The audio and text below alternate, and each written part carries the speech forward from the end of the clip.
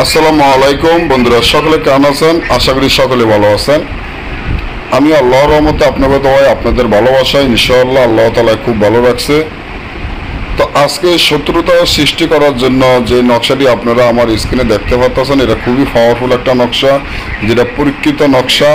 এবং এটা আশা করি যে কাজ করলে 24 থেকে 72 ঘন্টার মধ্যে যাদের মধ্যে শত্রুতা সৃষ্টি করাইতে চান তাদের মধ্যে শত্রুতা সৃষ্টি হয়ে যাবে।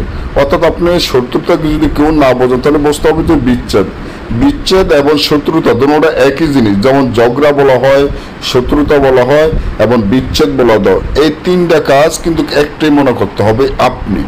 তা আপনারা দেখা যায় যে ভাই বোনের মধ্যে অনেকে শত্রুতা সৃষ্টি করাতে চান, বাপ ছেলের মধ্যে শত্রুতা সৃষ্টি করাতে চান, মা ছেলের মধ্যে শত্রুতা সৃষ্টি করাতে চান, এবং ফুতের বোর সাথে শত্রুতা সৃষ্টি করাতে চান, এবং স্বামী স্ত্রীর মধ্যে বিচ্ছেদ তালাক করাতে চান, এবং প্রেমের মধ্যে বিচ্ছেদ করাতে চান, এবং পরকীয়া যেগুলো আছে ওগুলোর মধ্যে বিচ্ছেদ করাতে চান। এই ধরনের যে সমস্যাগুলো আপনাদের আছে আর আপনারা বিচ্ছেদ করার জন্য উঠটা ফুটা রাখছেন, পাগল হয়ে গেছেন যে এদের মধ্যে আমি বিচ্ছেদ করে দিব, না হলে এই সমস্যাটা হবে, এবং দ্বারা যে শত্রুতা সৃষ্টি করার আপনার খুবই আগ্রহ এমন খুবই ইচ্ছা হয়, তখনই আপনারা এই নকশা ব্যবহার করতে পারেন। তবে এই নকশার লগে কিন্তু মক্কেল আছে, আর এই মক্কেলকে জাগৃত করে দিতে হবে। মক্কেল যদি আপনি জাগৃত না করতে পারেন, যদি তাবিজ জাগৃত না করতে পারেন, তাহলে কিন্তু আপনার কাজটি সম্পূর্ণ বেফলে যাবে। তার ক্ষেত্রে চ্যানেলের অ্যাডমিনকে দায়ী করবেন না, কারণ যদি আপনার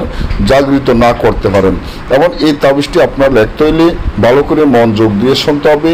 নিম পাতার রস এবং আপনার করলার রস একসাথে করতে হবে, এবং পেঁচার রক্ত, সিলের রক্ত, কালো কুকুরের রক্ত, কালো বিড়ালের রক্ত, এবং বিষাক্ত সাপের রক্ত, বিষাক্ত সাপের রক্ত ও বেজির রক্ত একত্র করিয়া এবং পেঁচার পালকের মাধ্যমে সাদা বা বসপাতার উপরে তাবিজটি সুন্দর করে লিখে দিতে হবে। এবং যাদের মধ্যে শত্রুতা সৃষ্টি করবেন বা বিচ্ছেদ করাবেন বা স্বামী স্ত্রীর ক্ষেত্রে বিচ্ছেদ তালাক করাবেন, উভয়ের নাম, মাতা পিতার নাম সহকারে তাবিজের নিচে দিয়ে দিবেন, সুন্দর মতো লিখিয়ে দিতে হবে। তবে তাবিজটি শনি অথবা মঙ্গলবার দিনের 12টার ভিতরে লিখতে হবে, অর্থাৎ 11টা থেকে 12টার মধ্যে তাবিজ লিখতে হবে। অবশ্যই লেখার সময় গালের ভিতরে গোলমরিচ রাখিয়া লিখতে হবে।